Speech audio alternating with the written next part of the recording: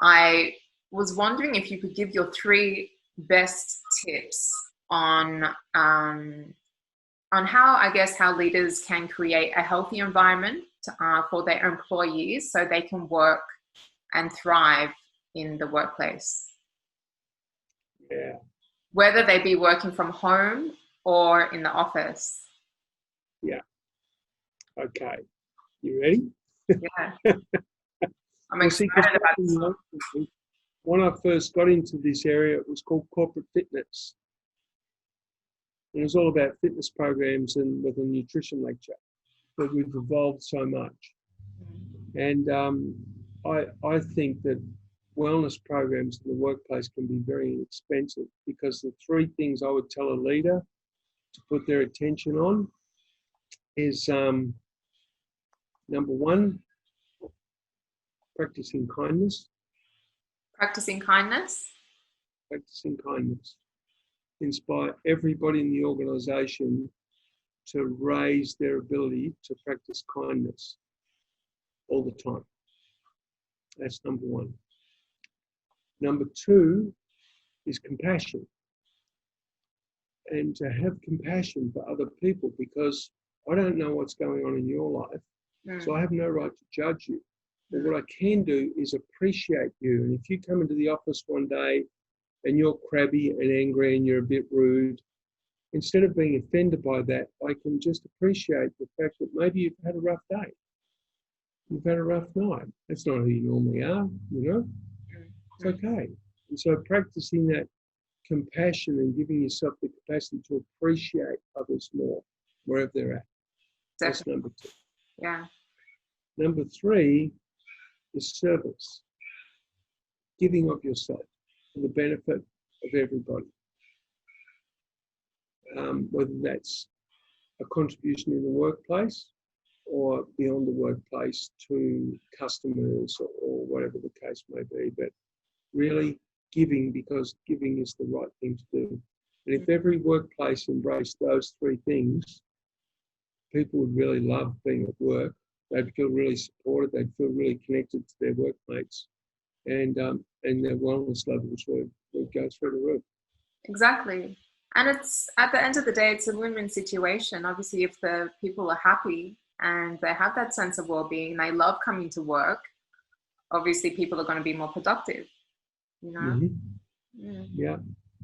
It's pretty simple, really. And we look at people and we think, we look at one person, go, that person's really obese. Wow, we need to work on them. But we might not be seeing that that person is also the kindest human being in the place, you know.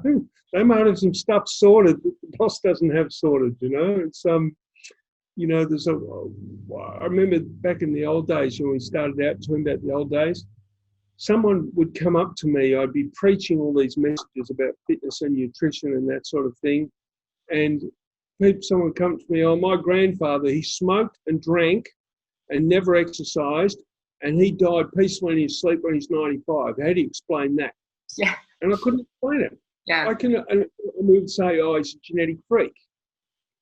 But when we look at it, probably Grandpa had the most loving family. He probably felt supported. He felt at home. He was probably a very good person who did a lot of service and made a contribution. You know what I mean? So it's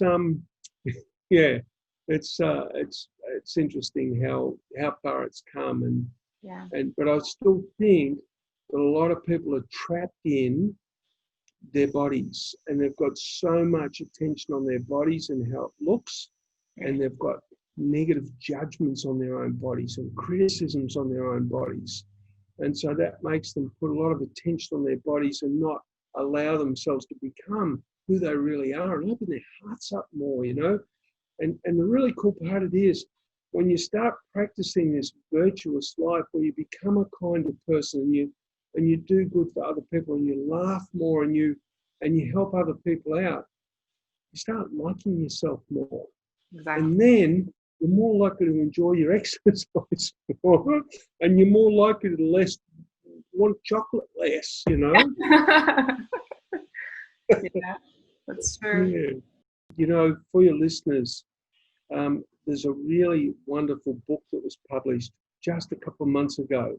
Mm. It was written by an Australian guy named Grant Gamble.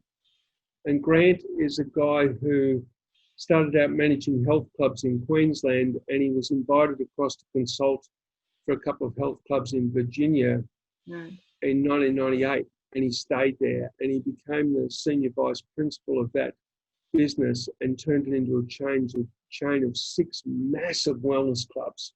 I'm talking wellness clubs the size of MSAC in Victoria, you know, huge clubs. And the guy, and you know, when you talk to Grant about his success, when he moved from there, he then went to work with Dr. Zach Bush, who you may or may not have heard of.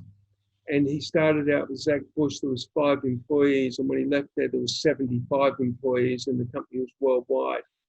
And when you ask Grant his success, how did he do it? He said, I just build really good teams of people. Yeah. And I empower people. And anyway, he wrote a book about it all. It's called The Affinity Principle. Yeah. Grant Gamble, Gamble. And for anybody out there who is wanting to step into more leadership, wow, it's an amazing book. It's really good. Nice. I'll have to check that one out, definitely. Well, thank you. Thanks for your time today, John. It's been no worries. It's really good to see you, and keep at it, and I'll catch up with you when I'm back in Melbourne. Yeah, definitely. We should definitely catch up for a coffee, by the way. Let me know once you're back. And I'll bring a copy of Grant's book for you. Sounds good. All righty. Talk to you soon. Take good care, huh? Bye for now.